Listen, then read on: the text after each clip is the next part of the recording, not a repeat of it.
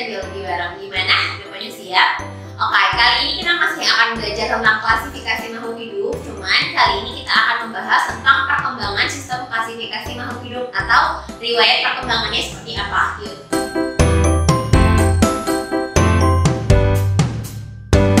Perkembangan klasifikasi makhluk hidup.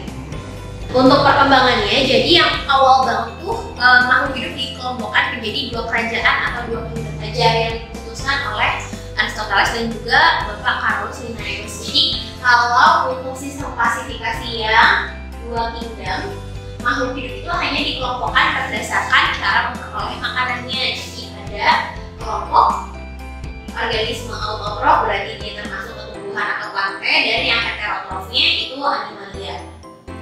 Nah, kemudian berikutnya yang terbarunya lagi ada klasifikasi tiga kingdom yang dicetuskan oleh Ernest Haeckel. Nah, untuk yang klasifikasi tiga kingdom ini jadi ada penambahan satu kingdom nih. Jadi masih sama, masih ada plantae, kemudian masih ada animalia, tapi ditambah dengan organisme mikroskopis yaitu protista. Nah, kemudian berkembang lagi nih untuk yang klasifikasi 4 kingdom. Nah, untuk yang klasifikasi 4 kingdom ini jadi masih sama, ada plantae, kemudian masih ada animalia. Terus di sini juga ada organisme. Di sini ada organisme mikroskopisnya itu disebutnya Monera, sama satu lagi ada fungi. Ini yang baru. Nah, terus berikutnya lagi ada sistem klasifikasi 5 kingdom yang dicetuskan oleh Robert H. Whittaker. Nah, itu tuh masih ada sih biasanya di buku-buku sekolah. Jadi ada 5 kingdomnya apa aja? Yaitu masih ada plantae, kemudian animalia, lalu ada Monera, fungi, dan satu lagi protista muncul lagi karena protista ini adalah organisme yang beda jika dibandingkan dengan Monera kalau dilihat dari keadaan inti selnya. Kemudian yang berikutnya lagi itu ada sistem klasifikasi 6 kingdom. Nah, untuk klasifikasi 6 kingdom ini, nah ada satu kingdom yang di-split atau yang dipisah, yaitu kingdom Moneranya. Jadi yang sebelumnya hanya plantae, kemudian animalia, lalu fungi, protista, dan Monera, maka di sini ditambah menjadi atau tadi yang Moneranya dipecah menjadi Archaebacteria sama satu lagi Eubacteria.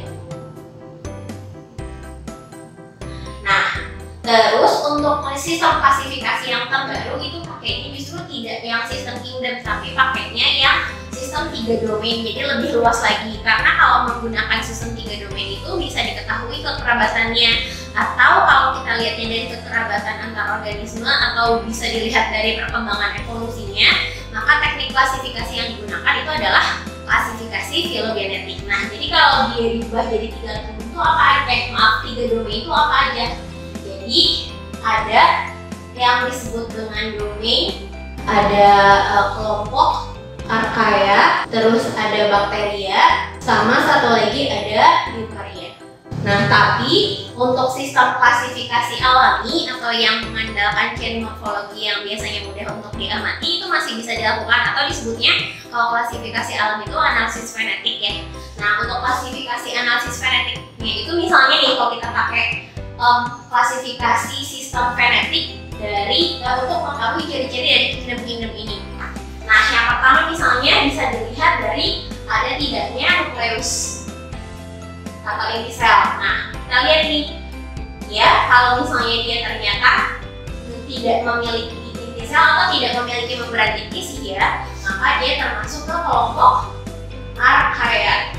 Terus kalau dia memiliki nukleus, ini kita bagi dua lagi nih, apakah dia multiseluler atau tidak. Kalau dia multiseluler, kalau dia tidak multiseluler, maka dia termasuk ke kingdom protista. Tapi kalau dia ternyata multiseluler, ini juga masih ada kategorisasinya lagi untuk membedakannya lagi. Nah, apakah dia punya kloroplas? Nah, kalau dia punya kloroplas, misalnya ya, ini tidak. Nah, kalau yang dia memiliki kloroplas, berarti dia masuknya ke plantae. Tapi kalau ternyata dia tidak memiliki kloroplas, ini juga sama, ada kategori lanjutannya lagi, yaitu apakah dia bisa bergerak atau nama lainnya disebut juga dengan motil. Nah, kalau ternyata dia bisa bergerak, berarti dia adalah animalia. Tapi kalau dia tidak bergerak, itu berarti masuknya ke ya. Oh iya, lupa. Yang ini karakteristik uniseluler. Kalau tidak, berarti dia masuknya tadi ke protista. Nah, dari bagian dikotomi ini kita bisa tahu nih ciri khas dari kingdom-kingdomnya. Misalnya nih, kalau animalia itu gimana? Oh, dia cirinya bergerak. Kemudian dia tidak memiliki kloroplas. Kemudian selnya itu multiseluler dan memiliki nukleus gitu. Terus kalau untuk plantae misalnya, cirinya apa nih? Oh, dia memiliki kloroplas, kemudian dia juga multiseluler dan juga memiliki nukleus atau memiliki membran inti juga. Sampai di sini dulu paham? Oke, kakak ulang sedikit lagi ya. Jadi untuk sistem klasifikasinya itu ada yang sistem dari 2 kingdom sampai ada yang 6 kingdom. Nah, untuk yang terbaru itu dia menggunakan sistem klasifikasinya 3 domain. Jadi kalau pengelompokannya itu lebih luas lagi karena berdasarkan analisis filogenetik atau dilihat dari perkembangan evolusi dan juga kekerabatannya. Seperti itu, semoga bisa memudahkan kalian dalam belajar di rumah. Tetap semangat, kita ketemu lagi di video yang lain. Oke, terima kasih banyak, sampai jumpa.